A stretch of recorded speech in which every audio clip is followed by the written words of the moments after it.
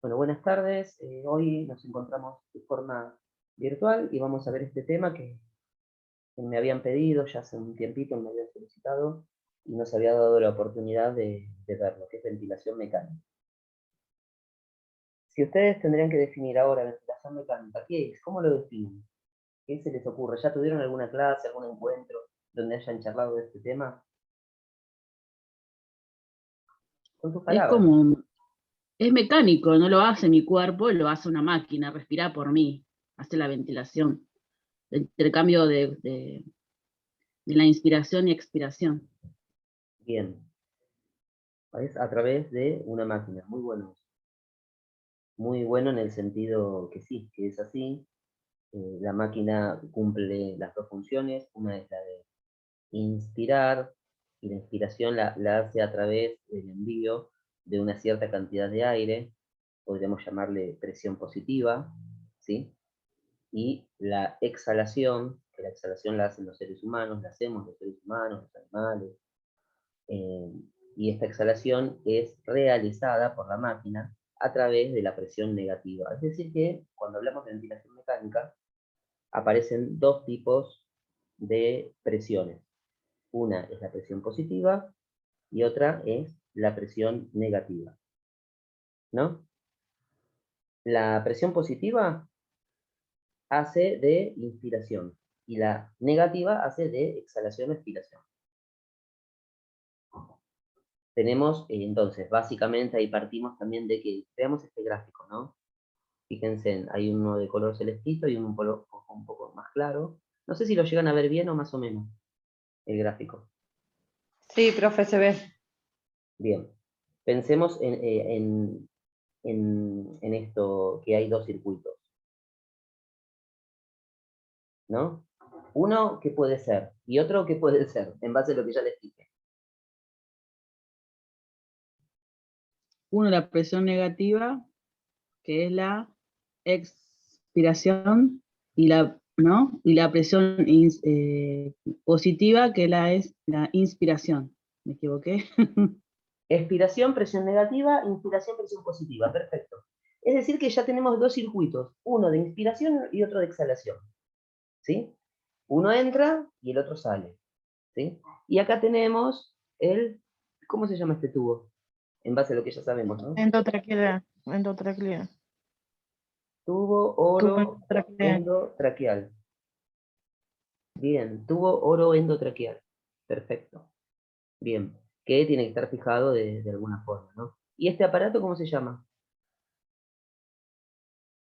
El respirador. Sí, Respi. así como para los amigos llamado respirador, Barman.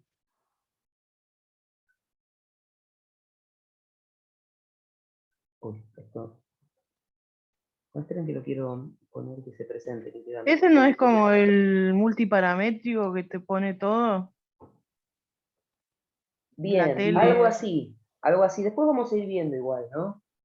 Eh, Porque en realidad en esta pantalla tiene determinados parámetros que ya se tienen que colocar, ya se tienen que programar para que no tengamos que hacer nada y el paciente respire con la ayuda de la asistencia respiratoria mecánica. Uno de esos valores es la frecuencia respiratoria, ¿sí? Establecemos nosotros cuántas respiraciones por minuto va a realizar el paciente. ¿Cuáles son las respiraciones normales en un individuo sano? 12-20. Bien, de 12 a 20, de 12 a 18, de 12 a 22 también. Siempre varía un poco porque hay un margen, ¿no? Bien, de 12 a 20, está bien. Entonces yo ya lo programo en el respirador, lo pongo de una forma que tenga, no sé, 12, 13, 14, 15 respiraciones. ¿Sí?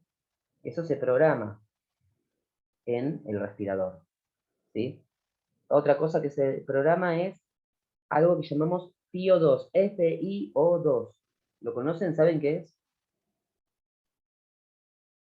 El FiO2, Sí. fracción inspirada de oxígeno.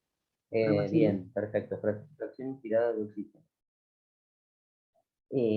Eso es la FiO2. Entonces, eso también se programa. Imaginemos esto, ¿no? Cuando le colocamos oxígeno a un paciente que no necesita asistencia respiratoria mecánica, le colocamos a través de qué elemento utilizamos como parte de oxigenación, de oxigenoterapia. Pensémoslo así. Ingresa un paciente con dificultad respiratoria. Lo saturamos y tiene una saturación por debajo de 94, 93% de saturación. ¿Sí? ¿Vamos bien hasta ahí? Sí. Bien. El médico nos indica, colóquenle oxígeno. Bien. ¿Qué medio utilizamos como parte de la oxigenoterapia? ¿Qué elemento utilizamos? El primero. ¿Qué Puede profe, ser la una bigotera? bigotera. Bien. Una Bigotera. bigotera o una cánula nasal, dependiendo la respiración que estás teniendo, porque si es de bajo flujo, dependiendo si es bajo flujo o alto. Bien, empecemos con bajo flujo, porque es un paciente que recién ingresa con una dificultad respiratoria leve, a Sí, moderada. una cánula nasal o una Bien. bigotera. Una mascarilla. Bien. Cánula nasal, primero. Bigotera es como el nombre acá entre amigos. En realidad se llama cánula nasal. Pero es lo mismo, ¿eh? Si dicen bigotera o si dicen cánula nasal, es básicamente lo mismo. Ah, bueno, dale, sí. Consulta, ¿está Nadia acá en la clase? Sí, estoy acá. Listo, No listo. hablo nada. Porque No, porque le escribí y pudieron entrar, que no la dejaba entrar. ¿Y Adriana? Sí, sí. Ah, no, pero Adriana está sin luz. Está bien, no hay problema. Sí. Bueno, entonces, cánula nasal, máscara de Venturi. ¿Vamos bien? ¿Y después? Sí. Máscara Máscara de reservorio. Bien, perfecto. Y si con la máscara de reservorio no obtenemos resultados, ¿a qué pasamos? A La una de alto intubación. flujo.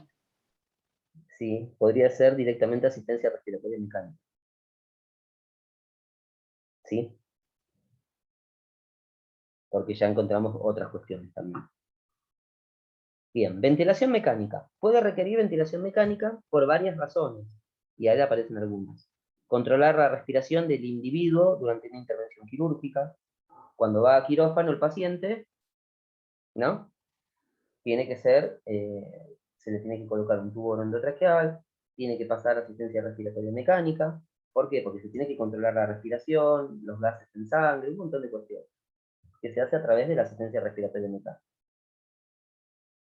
Tratamiento para oxigenar la sangre cuando los esfuerzos ventilatorios del paciente son incapaces, esto de que el paciente respira por sus propios medios, no tiene una buena mecánica ventilatoria, no tiene una adecuada oxigenación, va pasando el tiempo, se sigue descompensando, utiliza los músculos accesorios, hay cambio de coloración de la piel, hay malestar general, ¿sí? Todo eso, poco a poco, nos va a llevar a el cambio de la oxigenoterapia, pasar de una cánula a una máscara simple, a una máscara de reservorio, perdón, máscara simple primero. Primero, cánula nasal. Después, máscara simple, máscara de Venturi y finalmente la máscara de reservorio. No dio todo ese resultado. Bueno, hay otras cosas que se pueden hacer entre medio. Pero bueno, digamos que no tenemos tanta tecnología en el lugar donde estamos, puede llegar a ser un hospital público, y si con la máscara de reservorio no obtenemos una buena oxigenación, nos da el puntapié inicial a pasar la ventilación mecánica. ¿Sí? Como bien les decía, hay otras soluciones. Ustedes la habían nombrado. ¿Quién la nombró? Háganme acordar, ¿verdad? ¿O qué dijeron? Después de la máscara de Venturi, Sí. Y antes de o tanto respirar. de flujo, el ¿Cómo dijo? CAFO, PNI. Bien, bien, que son las de alto flujo. Bárbaro, Sí, por eso, de alto flujo. bárbaro. Bien, tratamiento para oxigenar la sangre. Bueno, cuando el paciente no puede oxigenarse por sus propios medios, a pesar de estar respirando, pero con una mala mecánica ventilatoria no va a poder oxigenarse. Para que descansen los músculos accesorios. A veces pasa que el paciente está utilizando los músculos accesorios, se empieza a agotar, hasta que llega un momento que antes de que se termine de agotar y que produzca un paro respiratorio o cardiorrespiratorio, se coloca la oxigenoterapia a través de la ventilación mecánica, que es para que descansen los músculos accesorios.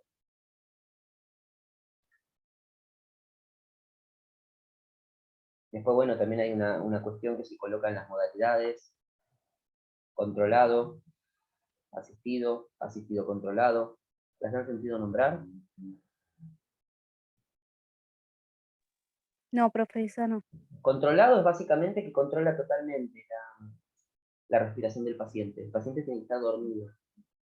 Asistido es que lo asiste, válgame la redundancia, como siempre digo, lo asiste en el momento que el paciente no está respirando, porque puede pasar que el paciente respira, entonces el ventilador o respirador no envía la presión positiva, lo hace el propio paciente.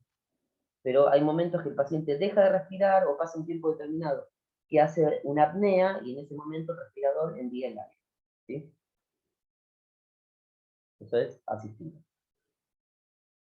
Bien, el ventilador mecánico, un poco definiendo qué es, ¿no? Es un dispositivo respiratorio de presión positiva o negativa, que puede mantener la ventilación y el suministro de oxígeno durante un periodo prolongado. La atención a un paciente con ventilación mecánica se ha convertido en parte integral de la atención enfermería, bueno, en los cuidados intensivos, médico quirúrgico, una unidad de cardiología también, ¿sí? Y centros de atención a largo plazo, enfermería domiciliaria, internación domiciliaria también puede llegar a tener asistencia respiratoria mecánica. Ya tendríamos que tener instalada una especie de terapia intensiva en el domicilio del paciente, ¿no? No es para todo. Profe, consulta, ¿el respirador mecánico hay en algunas ambulancias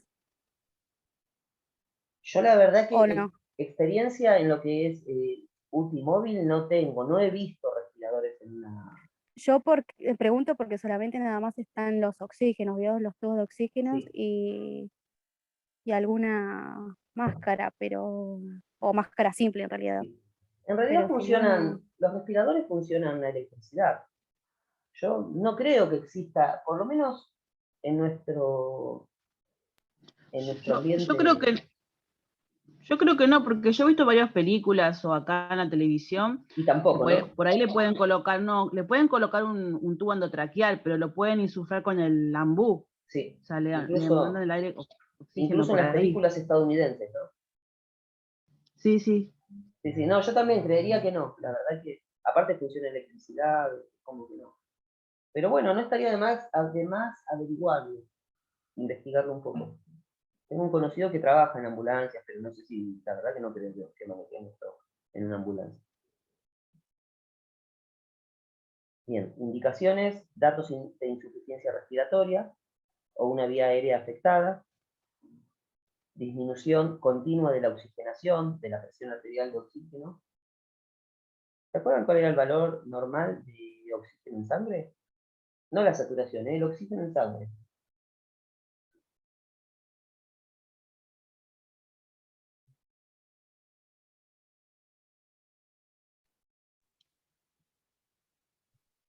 ¿Ambiente o...? No, sé. el oxígeno en sangre.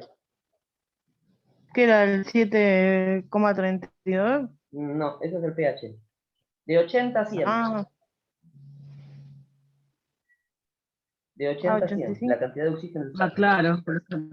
Después está la saturación. La saturación, lo normal es a partir de los 95 a 100. Ya por debajo de eso, 94, 93 ya requiere internación. ¿Me van siguiendo? Esto un poco... Sí, profe. recordando lo que ustedes ya saben. No estoy aportando nada nuevo, esto es conocimiento de ustedes.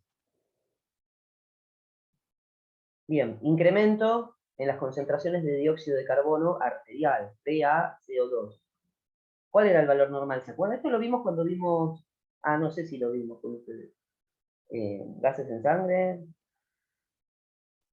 estado ácido-base, ¿vimos? ¿No era 7,35, profe? Bien, no, un 1. ¡Ah! 7,45. Otro 1 más. Vayan diciéndome sus nombres así les No, pongo los... 22, 46. ¡Ay, cerca! 35 a 45. ¿Quién dijo ese número más acertado? Yo, nada metida, nadie. Nadie. Ya iba a decir la persona que Nadie va a probar. Coronel, por favor. La persona que va a probar, no la materia. Así que bueno, no, pero ¿vieron gases en sangre? ¿Llegamos a ver con ustedes o no? ¿Ha estado ácido base y eso? Sí. Sí, vimos. Sí, Ah, sí vimos. bárbaro. Bien. Acidosis persistente, disminución del pH. Bien, vamos a analizar esto, ¿no? Disminuye el pH, estamos hablando de acidosis, ¿no? Si es respiratoria, ¿qué valor se va a mover? No importa si para arriba o para abajo. ¿Qué valor se mueve? ¿El dióxido de carbono o el bicarbonato? El Dióxido de dióxido. carbono, Bien. Si es metabólica, alcalino. ¿qué valor se mueve? ¿El dióxido? No, el bicarbonato. Bien, el bicarbonato. Perfecto. Listo, esto igual es tema de la otra clase. Después, si quieren, revean el video, que encima yo ese video lo repito una y otra vez porque a cada grupo de distintas materias, de distintos lugares se lo doy. Porque siempre es bueno recordarlo. Así que pueden verlo en el canal de YouTube. Y si no me preguntan, no hay problema. Bien, continuamos con las indicaciones. Cirugía torácica o abdominal, sobredosis de drogas, alteraciones neuromusculares, lesión por inhalación, EPOC. EPOC obviamente cuando está reagudizado, ¿no? Cuando hay alguna complicación importante.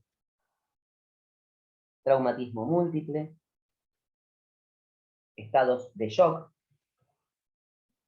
insuficiencia multisistémica, coma. Hay que tener en cuenta todo esto, ¿no? A la hora de determinar también. No somos nosotros quienes vamos a determinar si un paciente va a ser entubado, pero tenemos que tener en cuenta algunas cuestiones, ¿no? Todo paciente con insuficiencia multisistémica puede llegar a ser entubado. ¿Qué opinan? Pero esto quiero saber su pensamiento, no es que tengo la ciencia cierta o algo, pero ustedes, ¿qué opinan? ¿Cómo dijo, profe? Yo decía, ¿no? Acá, como parte de los diagnósticos, de las indicaciones, dice insuficiencia multisistémica. Entonces yo les digo, ¿qué opinan al respecto? Primero, ¿qué es una insuficiencia multisistémica?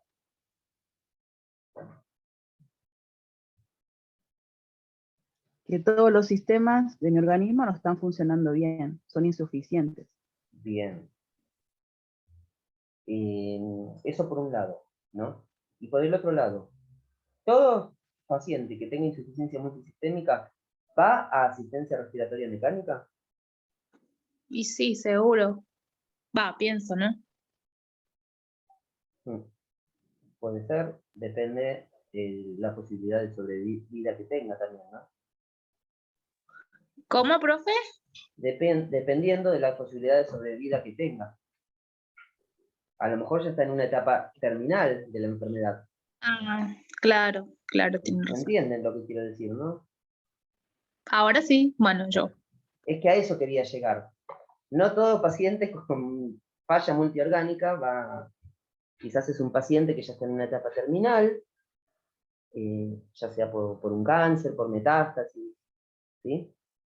Un cáncer que ha generado metástasis y ya está, o ya hizo toda la terapia de quimioterapia que podía hacer, ha vuelto la enfermedad otra vez, y llega un momento que, bueno, que ya no se hace más nada, lamentablemente. Sería una etapa terminal. Y generalmente la etapa terminal primero viene la etapa terminal, ¿no? Que se diagnostica que está en una etapa terminal, y después el paciente sigue lúcido, sigue normal, como quien dice, hasta que empiezan a fallar los órganos, falla multiorgánica. Entonces ya no requeriría esta indicación de asistencia respiratoria mecánica. Bien, indicaciones, valores de laboratorio. Presión arterial de dióxido de carbono menor a 55 milímetros de mercurio. Presión arterial de dióxido de carbono mayor a 50 milímetros de mercurio. pH inferior a 7,32. ¿Cuál era el pH normal?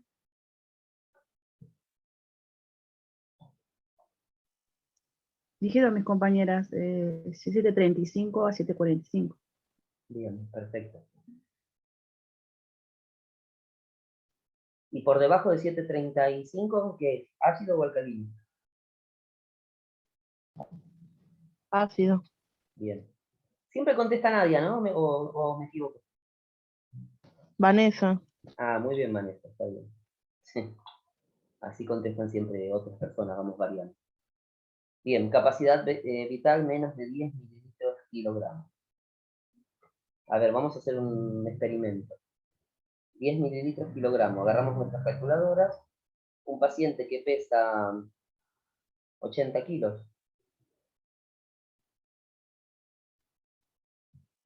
Multiplicamos. ¿Cómo sabemos cuál es la capacidad vital de esa persona? Si es de 10 mililitros kilogramos. ¿Qué cuenta tenemos que hacer?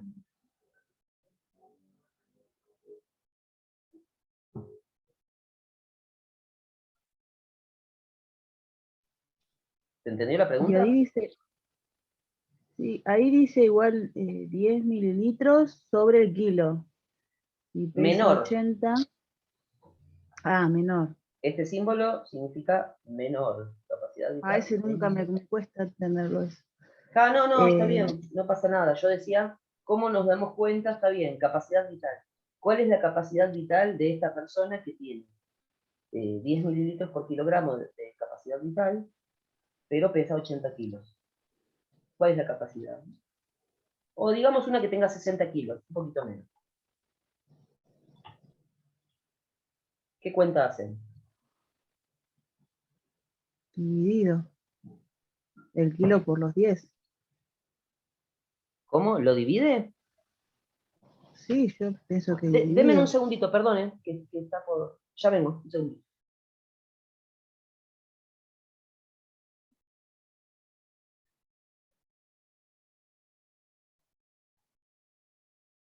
Ahí volví, disculpen. ¿Alguien más puede decir algo?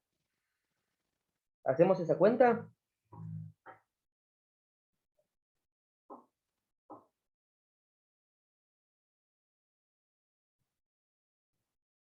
Multiplicamos. ¿Cuánto Entonces, dijo el peso, profe? 60.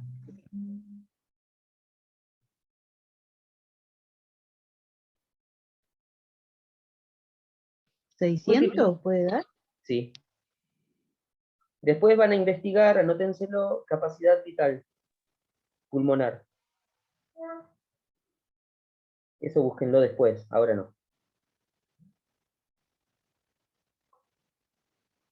Bien, fuerza inspiratoria negativa de menos de 25 centímetros de agua. Estas son indicaciones, pero basadas en los laboratorios. Manifestaciones clínicas que nos van a llevar a la asistencia respiratoria mecánica, ¿no? Apnea o bradipnea, disnea con confusión, aumento del esfuerzo respiratorio sin alivio mediante otras intervenciones, estado de confusión con necesidad de protección de las vías respiratorias, choque circulatorio, un shock, ¿no? Shock cardiogénico puede llevar al choque circulatorio. Hiperventilación. Bien, ahora vamos a ver cómo se clasifican los ventiladores. Ventiladores de presión positiva y ventiladores de presión negativa. Los de presión negativa son modalidades antiguas de apoyo ventilatorio que se emplean con poca frecuencia hoy en día. Estos los de presión negativa. El famoso pulmón de hierro o la coraza torácica. Creo que acá hay un gráfico. Sí, justo acá. ¿Lo habrán visto este gráfico? Presión negativa. ¿Los habían visto alguna vez, así aunque sean imágenes? No, yo no. ¿Cómo? No, En no. una película lo vi yo, en un escritor. Una Ah, película que era un escritor que vivía ahí adentro. mire.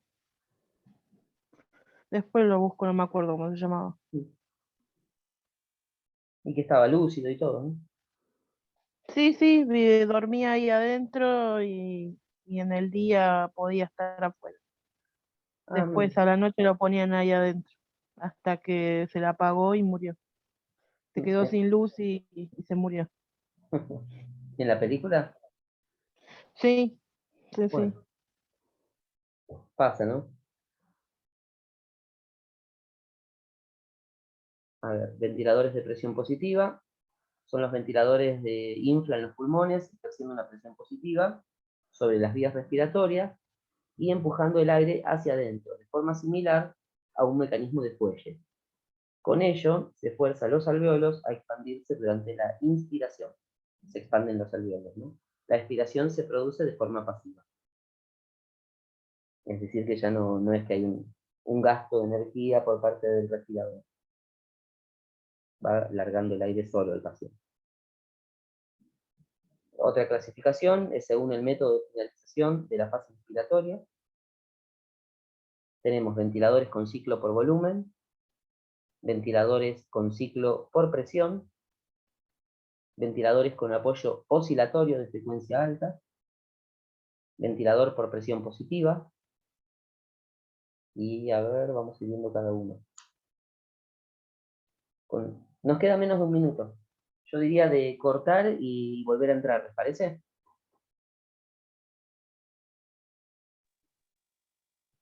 Bueno.